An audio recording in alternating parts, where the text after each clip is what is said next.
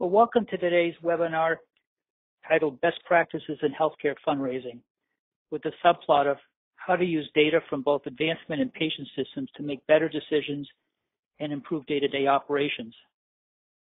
I'm Doug Cogswell. I'm the president and CEO of Advisor Solutions.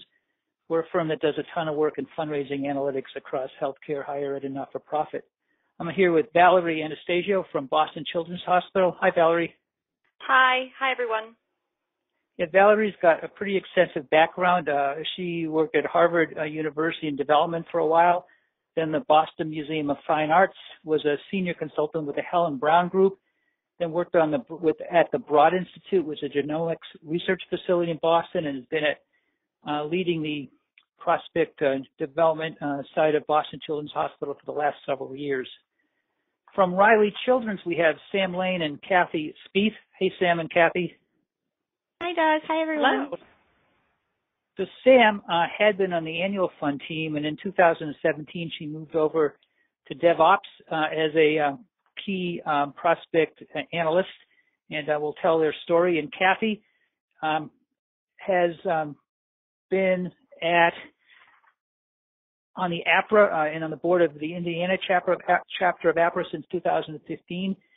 Prior to Riley Children's, she worked at Indiana University, Purdue University, Fort Wayne, the United Way of Central Indiana, and she's been on Riley for the last several years, and she leads the prospect development team there. Also with us is Brian Ziv from Marks & Lundy. Hi, Brian.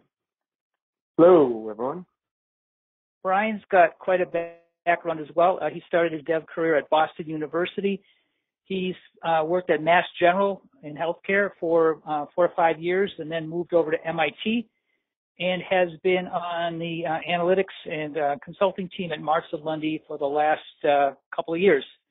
So I'd say we have a pretty wide and well-experienced team here. We're going to share experiences and hopefully some common wisdom that everybody can use. Before we get into the discussion, I just want to set the framework for what we're talking about. Because our premise here is there's a ton of data in all of these healthcare provider systems, and it can help you raise a lot more money, but it's hard to get at and can cause a cycle of pain trying to get it out of the systems. So the goal of what we're talking about is making the existing data easy to use so that you can see stories and have data-driven discussions and collaboration, find best practices, which leads to better and faster fact-based decisions. The focus of the questions are about how to use data discovery tools, and I think it's important to set up how they complement reporting tools. So reporting is about data that's, you're pre-structuring it. It's primarily static output, so it's quick. You want to see essential facts in a well-formatted way. A great example would be financials. On the data discovery, it's much more ad hoc, highly interactive. You may not know all the questions you're trying to ask and get answers to. And as you see the data, the questions reframe. You want to see stories. And a lot of this, you're trying to slice and dice data to get lists out. Much more ad hoc, analytical sandbox. A great example, prospect identification. I can just tile through. Endowment management is probably more reporting. Annual giving, trying to slice and dice, cut lists, look at appeals that are working, much more data discovery. Campaign results, campaign feasibility kind of go in the middle. Field officer pools can go in between, a bit more of a dashboard. Major giving metrics, you want to drill in, have discussions with the team, are probably more data discovery. Results reporting is kind of a good report. Ad hoc reports and modeling, predictive modeling, and all that would be more data discovery. So trying to set up, there's two very different things here that complement each other. And when you use a reporting tool for something that's inherently a data discovery problem, you get this cycle of pain where it's either custom report requests that go into a backlog and somebody does SQL query or whatever and gives you something that may or may not be again, where we see teams hit these huge pivots and dice it. You might get somewhere, but then you have days and then it gets old. And we're all about cycle of pain by bringing the data more alive. And the goal here is in each of the cases you'll hear about, we access multiple data sources. It could be a bunch of stuff from the CRM system, events, giving, might be tables from the patient system, encounters and whatnot. It might be some goals that are off in spreadsheets. but then they get blended together, synthesized models, factors get created, some scores get created, and they go out to the team in a form where it's simple and easy to use. And most of these tools, whether it's us or tools like QuickTech or Spotfire, the data is in memory, and it's flexible, and it's easily able to be drilled through and sliced, which is very different than a dashboard like a Tableau or a Power BI or a report like reporting services. So there's different technologies on both sides of that fence, and they do different things. And if you look at an example of finding the best prospects, and say you want to rank a list, you want John Smith is worth the most, Sarah Blue, Doug Jones, who runs down. So a lot of prospect identification, you're trying to figure out who should we staff first, who should be solicited, moving out of maybe an events donor-based thing to a major giving program. And one aspect is capacity, and most of you do wealth screening. That can be complemented by Wealth by Zip or field officer research or parsing out job levels and job descriptions.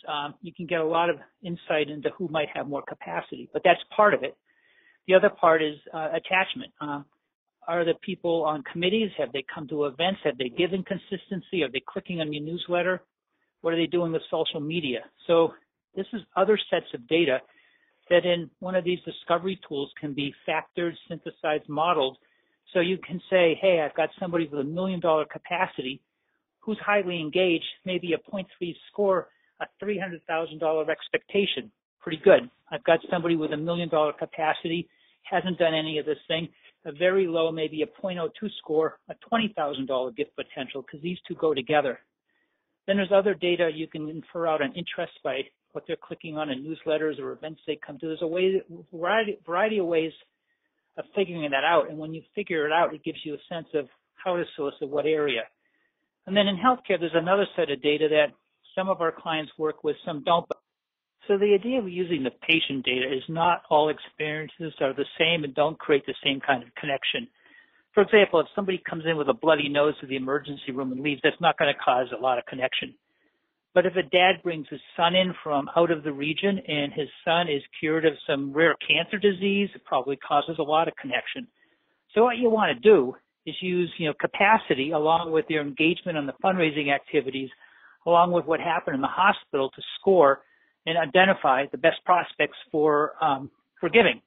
And the patient potential is generally built off patient encounters, and out of that you can calculate things like the most recent area visited, obviously age, numbers of visits overall, time, distance they've come, distinct areas visited.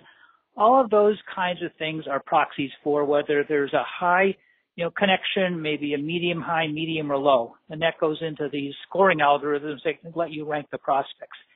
And if this is done in a discovery tool like ours, this could be set so it updates daily and these scores are constantly refreshing. And out of that, what you do is that cycle of pain gets killed, and you end up with this collaborative speed of thought environment where a team can sit at a screen, work with the data, go through different scenarios, and on the fly adjust the questions, ask more questions, and get in and answer to the right prospects and the right metrics and all of that. So now let's go to the panel. We've got some rich experience on this panel, and I'd like to start out by asking Valerie to answer or just get into a discussion about what difference that Boston Children's has using a data discovery tool made, and maybe provide some examples and context. Sure, Doug. Tens of thousands of families. We have a year, so managing that kind of flow in any kind of way is difficult, and like pretty much every hospital, we're not integrated. Our enterprise donor database wouldn't be integrated with our scheduling system, our scheduling patient system. So we've had the opportunity with the advisor platform to intermingle and blend, using your term from a slide a few moments ago, blending the data in an independent place where we can actually see what that relationship is between our families who are represented as donors in our donor system and who are getting care from the hospital. And it's the first time that we were able to very confidently say that at least 70% of our donor database are made up of people who have had some kind of care from the hospital. And we can even speak with more certainty in the past year. Our data gets better as it gets more recent. And that's such a powerful and affirming thing. Just a simple fact like that has made an enormous difference and raised the level of sense that we actually can find insights in working in a discovery kind of format. So I would say that, that was the first thing, and it was really exciting for the folks at Boston Children's. So Valerie, just in terms of, you've got data coming from different systems. And yes. I know some clients have created these big data warehouses, which are effective at this, but it can be somewhat inflexible. I think you used our app, which is just a simple front end to load this in, and it's much more of like an Excel-like place. Might you talk about, did you consider a data warehouse versus what you've done, or how did you come to that point of decision? Well, it's a high volume, as I mentioned. It's a little bit like dealing with a fire hose, and we share operational capacity with all of the other analytics that the hospital is doing for its business purposes and finance purposes and quality purposes and things. So, from a practical sense, we pull in and encounters from the hospital system into our warehouse on a monthly basis. But we refresh our donor information on a daily basis. So we have a little bit of a mixture of feeds. And because of the way that we work internally, most of that, the hospital integration piece is done manually by someone who manages the flow of data in and out. And that, I think for us, has made it feel like a very secure environment for us to know exactly what we're working with and to be able to make sure that we're complying with our own guidelines for making sure that the data is handled properly. So, Valerie, I actually remember a story from one of your team members when I was out there, which is, I think, a great use case of what connecting. I think the story was he or she went into one of the providers and was on, you could look on a line chart and grab the last couple years of patients. And since it's connected to the advancement side, you can then say, hey, some of these people have been to events or made gifts, and they live in New York. Let's pull the list of 30 people. And it's like a 1 minute discussion where you could actually adjust the parameters and get the list out. Yeah, Doug, you really raise a good point, which is that we found that as we've started to integrate what we've learned from the discovery tool in conversations with our officers, and they in turn can use the data in conversations with our clinical staff, who are much more data driven. They rise up and understand of conversation that sort of rise what we can know and what we can track now, purely from the existence of the data intermingled in this environment. And, the data doesn't wash back and forth. It's encased in this analytical environment and advisor where we have control and we can see and problems. So what a data discovery tool like ours does is it loads data from the core systems into memory, RAM. It can be on a desktop, it can be on a server, out through browsers, up in the cloud, wherever. But, in this case, we're loading data from the patient system, extracts. We're loading from the advancement system a bunch of tables. And then we're keying it all together so it interacts like as a unit. We're also calculating cross-table metrics and binning them into scores and so forth. But that's how you get the ability, we just talked about, to go into, say, a provider with a field officer and have a discussion about his or her patients, select them on a graphical with a mouse, see how they've interacted on the advancement side, go grab a subset of them and maybe pick a city or whatever, and here's a list. And that's what makes this so, profoundly different than a reporting tool, because it's flexible and on the fly. You can sort of be slicing and dicing and having these discussions. And if what you're seeing isn't what you expected, you can back up, reframe the question, reframe the discussion, and go at it again. It's all fast. It's all right there. So thanks, Valerie. Let's swing over to Riley. So Sam, I know you've done some cool things with your data. Let's give us a couple of examples. Sure. And Kathy and I wanted to, when we came onto the team, we really learned a lot at the user group and saw the power of this tool, and so we kind of wanted to bring that back. And we've had a great opportunity with introducing an engagement score, a predictive model, with the help of your team, Doug. And so we're kind of using that as an opportunity to reintroduce Advisor to the team here and the gift officers at Riley. So what we've been doing is rolling out this engagement score in pieces and small bits so that we can show success along the way and really gain buy-in from our team. So we've had some success with using that score and Advisor for event lists.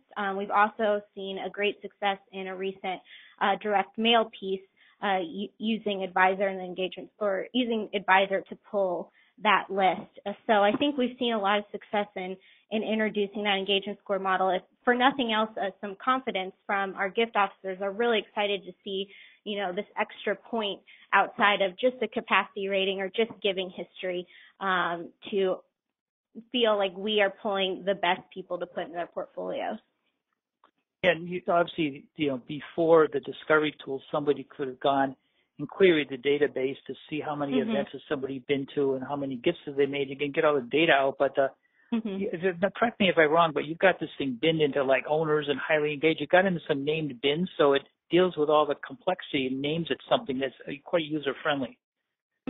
We're really trying to keep it as simple as possible for our gift officers to use and feel confident using. So yeah, we have bins of owners, highly engaged, engaged, slightly engaged, and not engaged so that they can quickly look at that, see that piece, see the capacity rating, chat with us, and feel confident about using that person for an event list or a mailing list or eventually in their portfolio. If somebody wanted to see, why is somebody highly engaged and somebody else engaged? How would they, obviously it's got to be something about they've come to more events or made more gifts. How would they know that? So we've tried to be transparent and use a project group to help us evaluate the engagement score, which your team helped us put together. So we have different members of our respective giving teams here that are aware of the different points we use, like frequency of giving, recency of giving, number of events attended, et cetera. You gave some great examples on the earlier slide of some of the points we're using. So they are aware that those points roll into it. So when there is a question about it, we can kind of point back to those and have a discussion about why someone might be higher on that scale. So are you saying the field officers don't see the detail, but it's available if they'd like to know what it is? Right. Yeah, that makes sense. Giving them the justification, I like your point, discussion. It sounds like a really good idea. And I believe your system is, or the advisor part of it, set up so it does daily updates from the database, so these things are constantly refreshing? Correct. So we pulling in nightly from our SQL server and advisors updated from CRM through that on a nightly basis. So it's all up to date. Which is, so that gives you this sort of live, so if a prospect on the weekend, came to a Saturday night event and made a gift, they would then rank higher on Sunday morning than they did on Saturday morning, for example. And we think that's important for our gift officers. Another reason why we're excited about them to get into this tool and use Advisor, because we want them to have the most up-to-date information and know that at any given time, if they need to run off and pull a travel list, that they're going to have up-to-date information. Because I think, as you said earlier, and for the most of the group, the capacity is one dimension of somebody's propensity to give. So if you just we actually had a call earlier today where the field officers were having trouble getting meetings, but the problem was they were just grabbing high capacity people, and the ones who were not at all engaged, it's really hard to get a meeting. You're better off trying to get them to some kind of an event or get somebody who knows them or something to start a dialogue versus, hey, let's have a meeting. Definitely. So, and I think that encourages our gift officers to think about that as well. Question, have you guys thought about like integrating in patient data like Valerie was talking about? We have thought about that, I think, and I might let Kathy take this question. I think it has to do a lot about the priority of our organization right now. So. Right. So I'll chime in. Thanks, Sam. Yes, right now there's just 2 of us in our department, and so we're just trying to prioritize our projects. And we feel like this visual engagement score is going to get them a lot more excited about using the product of Advisor, and then introducing that patient data later, because we're using it now. It's not something it's new to them. They're used to the patient data. We will have that ability, just like Valerie, where we'll be able to connect it to the database and connect it to see, is this patient a donor and how engaged is that donor, things like that. So by having that engagement score done first, we feel like we'll make the patient data more exciting to the fundraisers later on. So we prioritize those projects in that order. That sounds smart, because if you get too much out there and then to the not so data savvy centric team members, you're going to overwhelm them, I would think. So yeah, compliment you guys. Correct. It seems like a sensible way to move forward with something like this. So Brian, you've been listening in, and you've got, quite a range of experience, especially at Marshall Lundy, where you see a broad range of clients. What are your thoughts on this? Yeah, I think a visualization tool is great for data discovery, and right, because when you starting with a database, a data set, if you will,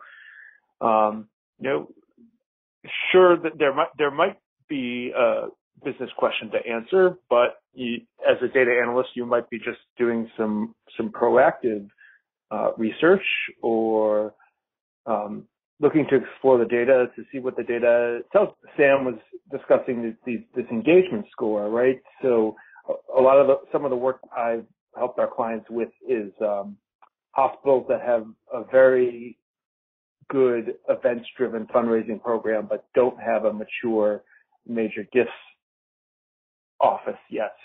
And they're trying to build a major gifts pipeline from their events, from their success with events. So exploring the data that way, looking at number of events that someone has attended, and then, looking at average giving, right? And looking at what they've given to events and what they've given philanthropically to the hospital outside of events, and being able to visualize all that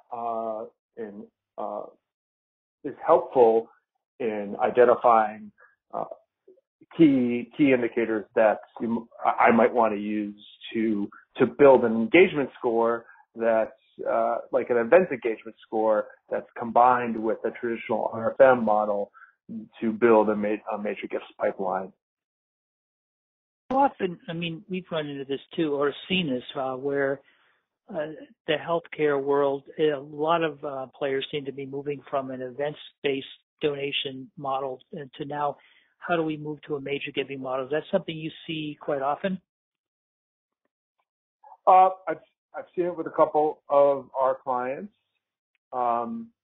because I think, right, they know, they're learning that they're leaving a lot on the table if they're not soliciting major gifts. And it's not that they're going to end their events model. Those events are successful for them, and they want to continue with them. And especially for some organizations, it is, right, some of those donors are only involved because the events are, places to be seen. Think of the big cities, maybe like New York or LA, right, where they're involved with charity because, right, they want to be seen at these events, they want to be associated with events. So events aren't going away, but these type of organizations have enormous wealth enormous capacity in their database, and building a major gifts program can help them get into other areas, expand into other, it expands obviously their fundraising income, but specifically if they're looking to launch a campaign, which Marshall Mundy does a lot of strategic campaign consulting. Those campaigns aren't going to be driven on events, and so very often we're helping them build that major gifts and principal gifts structure so that they can launch into a comprehensive campaign. And when you do that, so we would say, because we're sort of the data geeks here at times, you ought to determine potential based on capacity and patient experience and attachment, and can rank it, and kind of prospect research could set, here's the top 100, the next 200, the next 400, and depending on staff levels, we want to start with the top and work down and assign prospects up to major gift officers. I know in other scenarios, the major gift officers should look at this and select who they want. What do you see on that, or how would you address that question, whether this should be like a prospect research, prospect management determined list, which is assigned, or more of a free market where pick who you think is best? Yeah, well, question. Yeah, sure. Loaded question here. Professionally, I'm a proponent of a structure where that there's gift officer oversight, so that you have a gift officer manager who's aware of the portfolio, and then and prospect management or prospect research involved. So the three of those areas. And the reason that's important is because a lot of what's going to drive activity, right? So I'm going to skip ahead, and what's going to drive activity are meetings, meaningful prospect interactions, and that are going to lead to solicitations. But I'll be the first to admit that making a cold call is difficult. I'm not comfortable with it, but I'm not a major gift officer. But even major gift officers have a problem making those cold calls, doing those qualification calls. So, that's where major gift officer management comes in and is able, if there's some type of report that they have or some type of visualization that shows, prospects by stage, and here's the prospect list of the person I'm managing, and here are the prospects rated with capacity of $1 million or more, and it's how many of them haven't had a meaningful contact in over 18 months and over 12 months.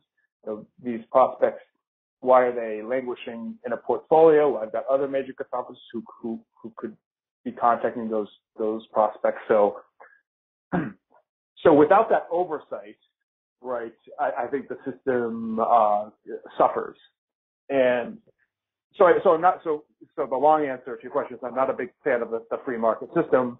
I think what works best for organizations is when the three of those have regular meetings discussing, you're reviewing the portfolio, who are the prime prospects to move into the portfolio, and who are the prospects that are ready to come out and transition somewhere else.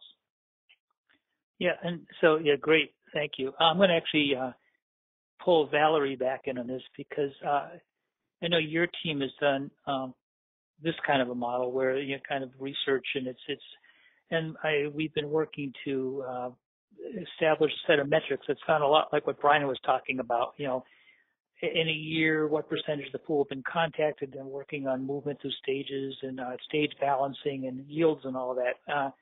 Maybe say a few words of where that is and any challenges in your team of actually doing that. Yeah, definitely. I'm very interested to hear Brian's comments. We have started to use in a completely separate project using the advisor platform, separate from the way that we work with the patient data, but complemented by it. We've started to look at the metrics of fundraisers around their activity and their visits, and at this point, we're really mostly noticing what's there. One of the things that's interesting, another thing that's interesting about the platform is that it does begin to engage people. When you talk about major giving metrics and you start to put those visits and material activity into visual forms, and you have people in the room who are basically the stewards of those things. They're in charge and responsible for seeing them represented in the system because they're actually doing them, or they work with staff who help to record them there. You really understand how well people know what they know. And it does engage people in questions that it raises the level of the conversation beyond what I've done and what I haven't done, but more to the point of what Brian was getting at, which is those bigger questions around, where are the opportunities, where are we doing well in embracing what opportunities, and what are the things that are not happening, and asking really, what do we expect should happen with that group? Who are those people? Why are they, in this place? What's the pattern that's emerged from them? And that, I think, has some really powerful that's some powerful feedback at the portfolio level, really. That also shapes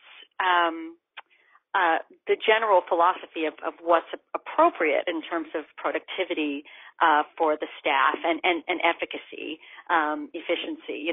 There's in addition to showing the metrics, there's a lot of discussion around prospect management, and that's not just in the hospital arena, of course, but in other organizations as well. It is interesting to see how these questions start to be raised, and how a visualization tool like Advisor can lead you into discussions that have an impact on how you decide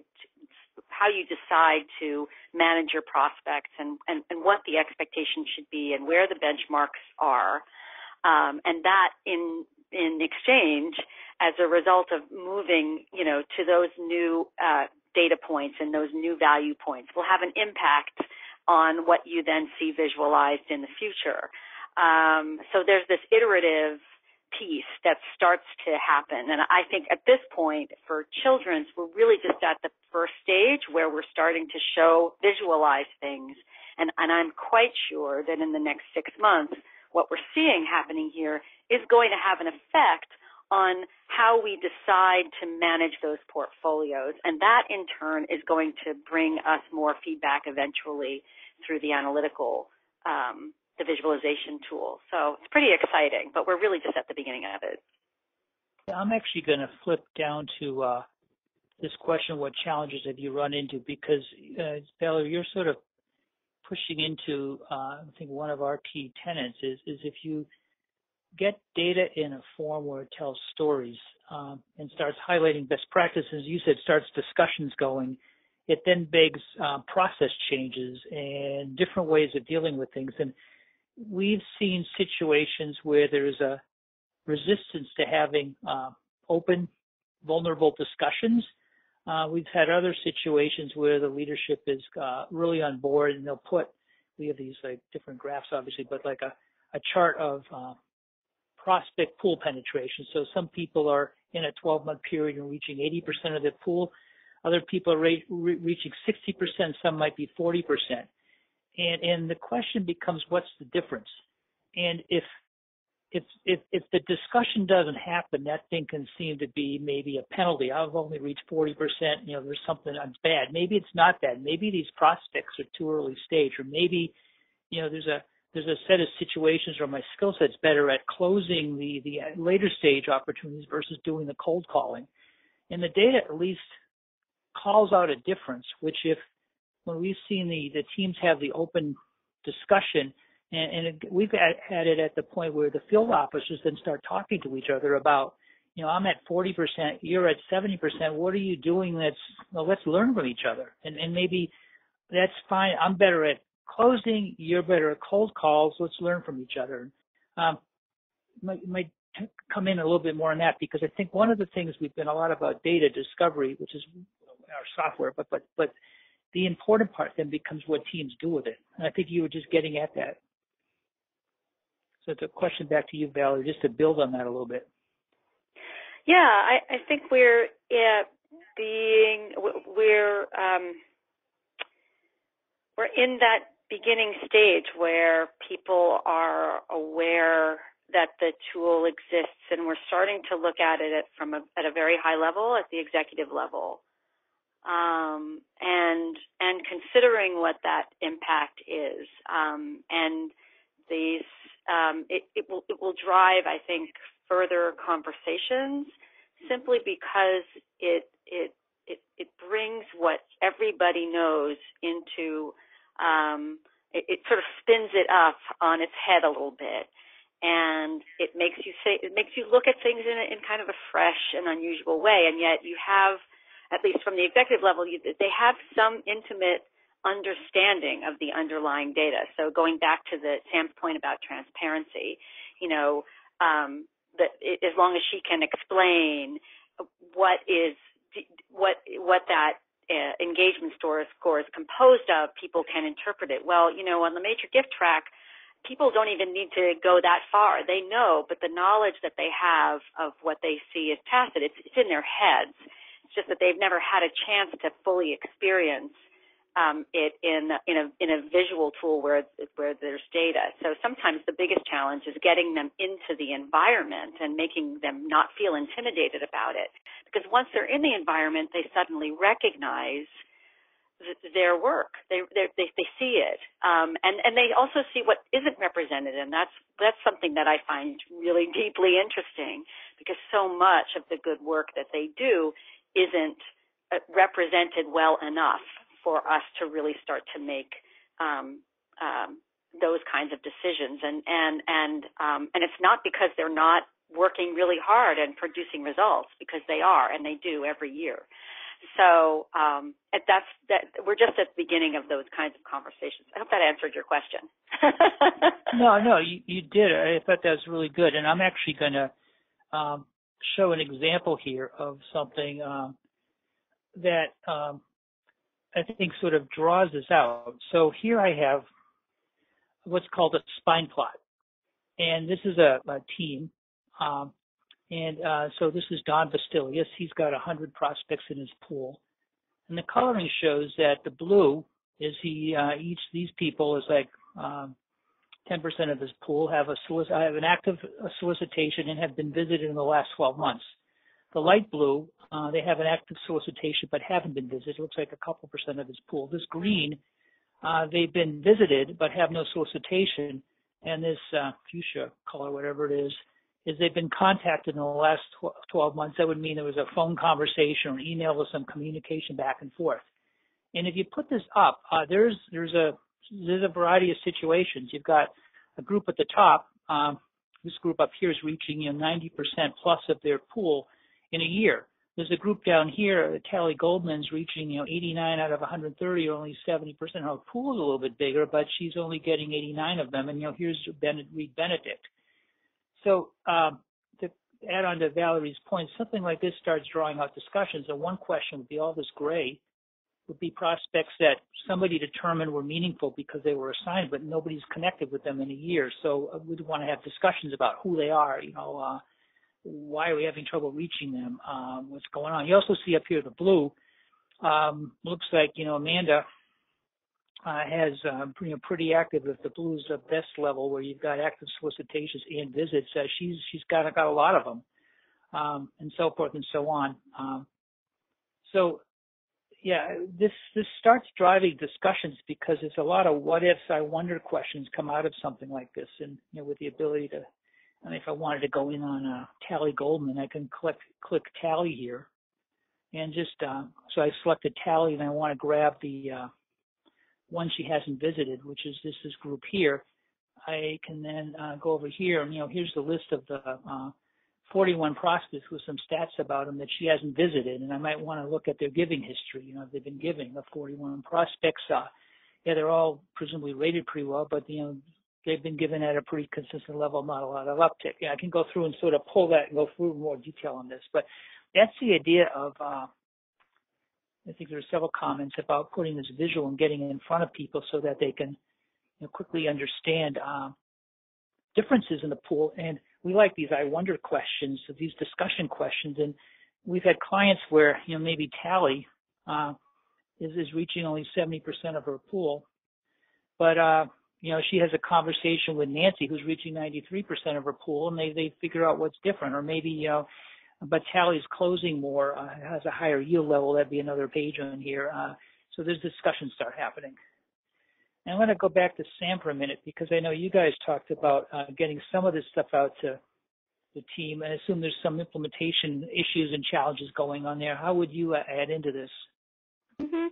Well, I think it's interesting because I think it's all about what our gift officers maybe haven't thought that would be helpful for them to know, or on the other side, what we haven't thought about might be helpful for them to know. So we're trying to take the approach when we're kind of reintroducing this product to the team that we're doing it in pieces, because we have experienced in the past that if they didn't see the product in a digestible way or a simple way, that it's not something that they're going to go to first. So we've been trying to roll it out in smaller pieces to gain that buy-in and then show success along the way. So we've just internally here have had a lot of discussion about portfolio reviews and metrics, and so we've kind of been using those wonder questions that you were mentioning and offering to build out some of those visuals in Advisor so that they can see that's where they can go to get those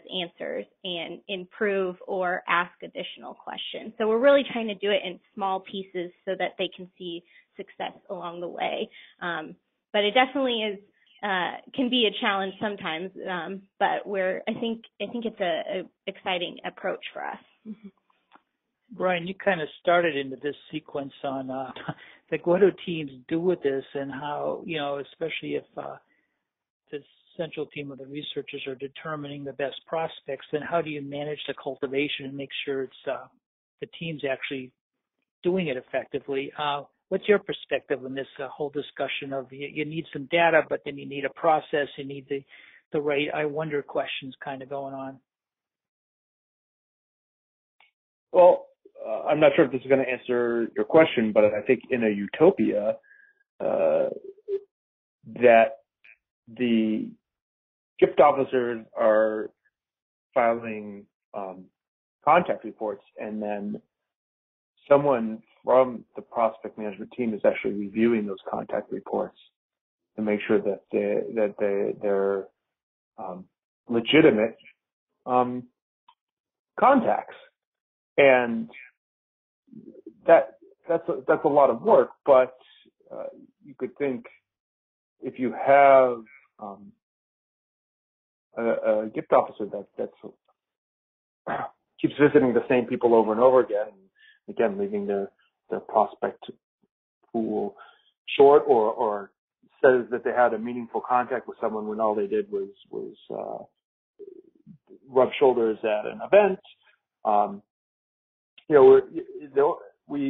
Organizations need to think about what are the contacts that are going to move someone through the pipeline, through that prospect life cycle. And that's going to vary we see that varying from organization to organization, right? Because of different ways of running their business, and that's fine. But we want to make sure that it works for them.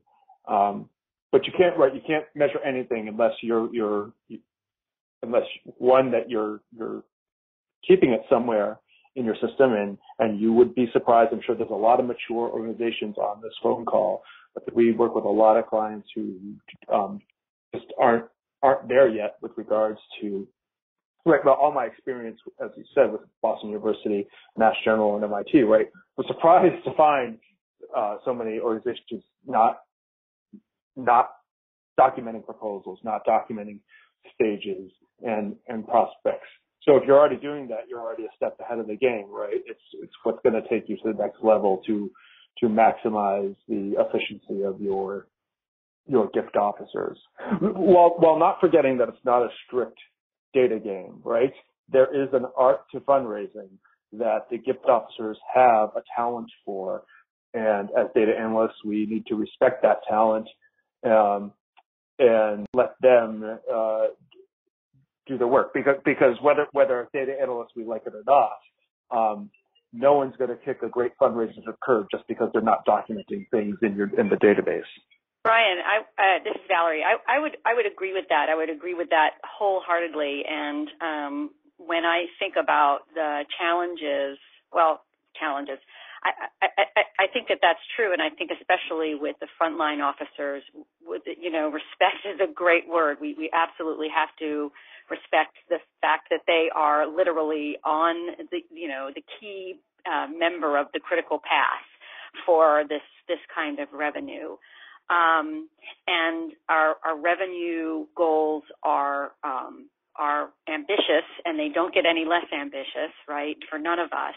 And we cannot lose sight of them. And one of the biggest challenges, I think, when I think about doing more of this kind of work, is especially to help those who manage those officers and those people on executive teams to appreciate, to understand that that part of what they need to do in order to service that function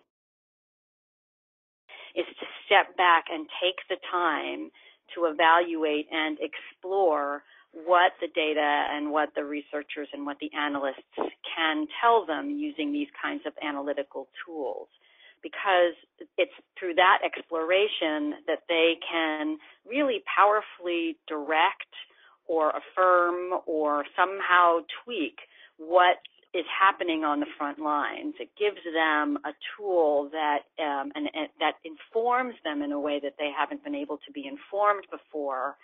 And it's sort of a top-down kind of strategy, so that the more understanding that's happening in at the manager and the executive level around these issues, the better that they can guide what's happening on the front lines and support those pieces that are important and build in the resources that will make a difference. But it really does, in the end, from my point of view, depend on people being willing to say, okay, you know what, I'm going to take the time, even though I'm so revenue driven.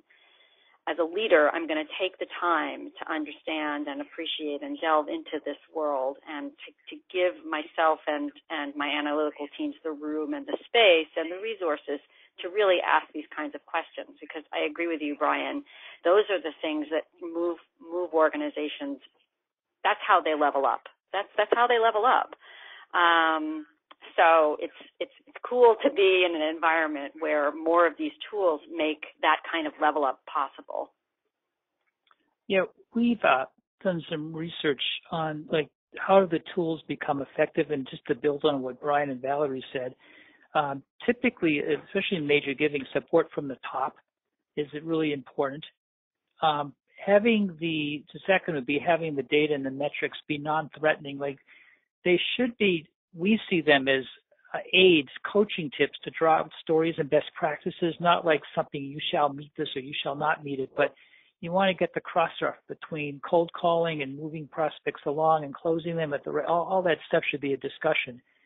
And then the idea of using them in meetings, third, interactively with the team so the team can cross-reference with each other. Then the fourth is we see usually some people will adopt to these things or start using them earlier and get some successes. Like if a field officer uses the scoring metrics or whatever and closes $1 million gift, that ought to be highlighted, and that person can then become a spokesperson for his or her peers, and then usage goes a lot better, and it becomes not something that sits on the shelf or on a dashboard, but something that becomes a living part of the team. And we all too often see, and we're this, the data software company, but and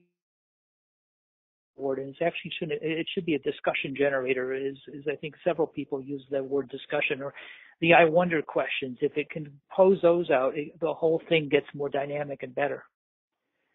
Sam, Kathy, do you have anything to add into this part of the discussion?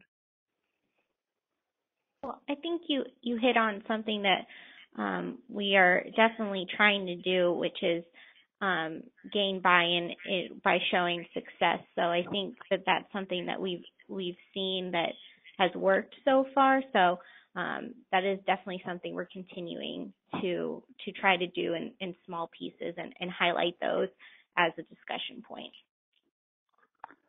And I'm going to exactly, and I agree that you definitely have to have respect between the data and the art of the fundraisers. Work with the prospects.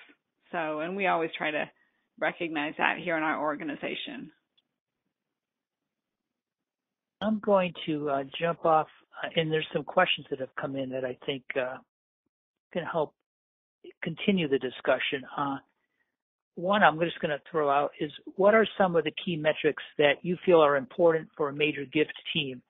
And I'm going to just flip slides, pages here, and just describe what we typically work with. We've done as a firm, a bunch of research on this, and the most common metrics in use today across the industry, healthcare, fundraising, higher ed, nonprofits, it's just really important. That's the outcome. And then visits fiscal year to date is by far and away the second biggest measure, which, we would say, yeah, but it's like a weird thing, very low, then at the end it gets very high, then to get people to do visits. So we have somewhat controversial to say that because it is the most common metric. We would say that there's 5 things. Are all of the highest capacity and most engaged prospects staffed? And then are the pools reasonably sized? And typically for a major giving team that's been up and running, it's not a brand new one, 75 to 120 pool balance between stages can produce good yield. Earlier on, more high-end annual fund needs more velocity. Pools are probably bigger. Principal giving would be smaller. Then the second is not the visits per se, but is our pool of assigned prospects being connected with, which is that chart I showed earlier. It's like less important that I've done 75 visits that I've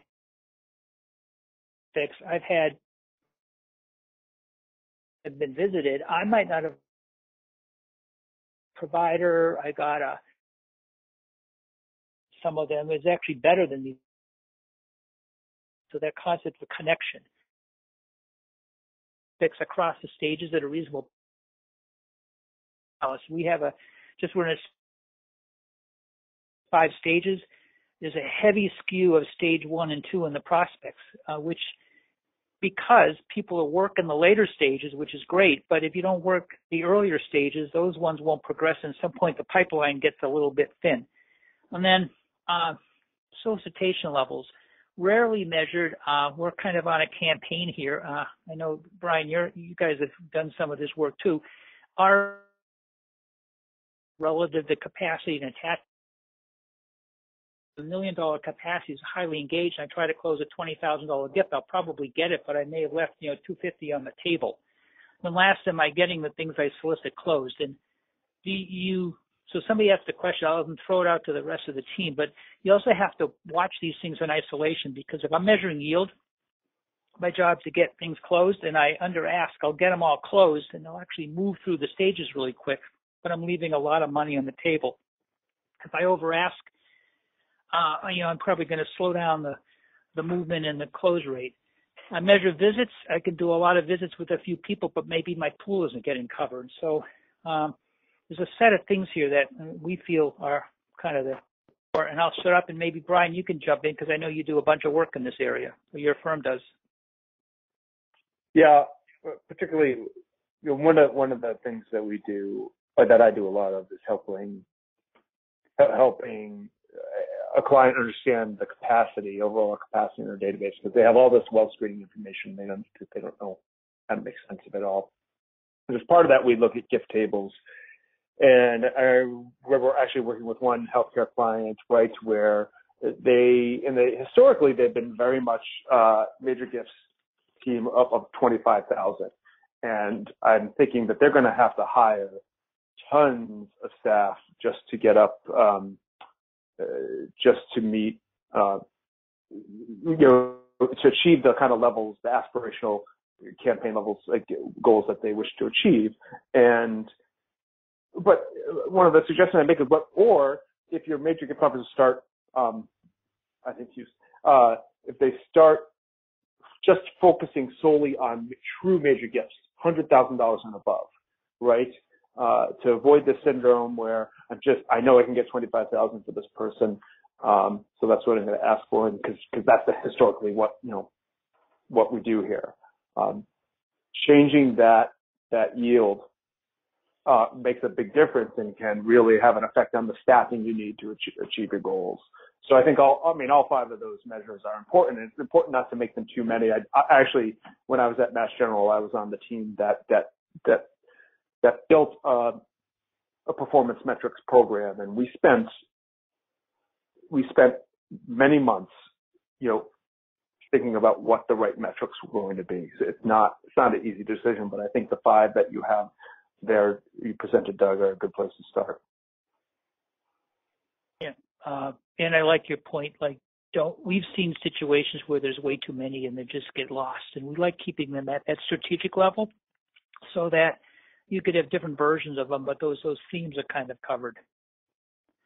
Another question is, how does the tool, the discovery tool, know that the individuals from each data source are the same people? And I'm going to go back to a prior slide, which is the one with the capacity, which could come in from different sources. There's a bunch of people. You got this attachment, which is coming in from different tables. Then there's all this patient data that is coming in from a totally different system. And one question is, you've got patients in a patient system may or may not be key to entities in the advancement system. There are a variety of ways of doing this.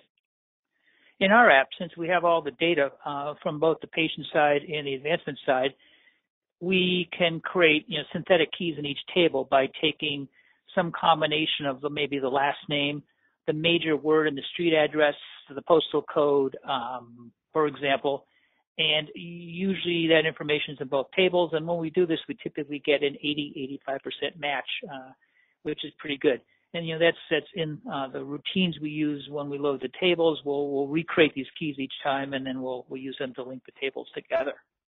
There are additionally firms that will do a more rigorous lookup, and so if we're getting 80-85% matches, you can make it better by going outside and getting more rigorous lookup, because obviously people can move. There may be a completely misspelling of the street or something, and that can be remedied. Anybody want to jump in on that to add on to what I just said? Yeah, so that's that question. Well said, Doug. That was fine. So I'm going to go back to any final comments here, because I know we're down to kind of our time here. I go back to this one. Anything else you'd like to add to the discussion? It's been a really rich discussion. I think we probably could keep going, but I'm seeing the clock reaching 3 o'clock here.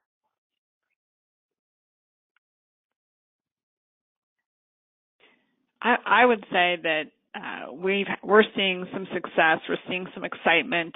We're having some good collaboration by using Advisor, and just look forward to doing more with it. Yeah, I would second that. Yeah, I think kind of what I heard with both of you is you need to be measured with the rollout of any kind of a discovery tool like this. And it's not like all of a sudden everybody jumps up and down, hey, I got a discovery tool. This is awesome.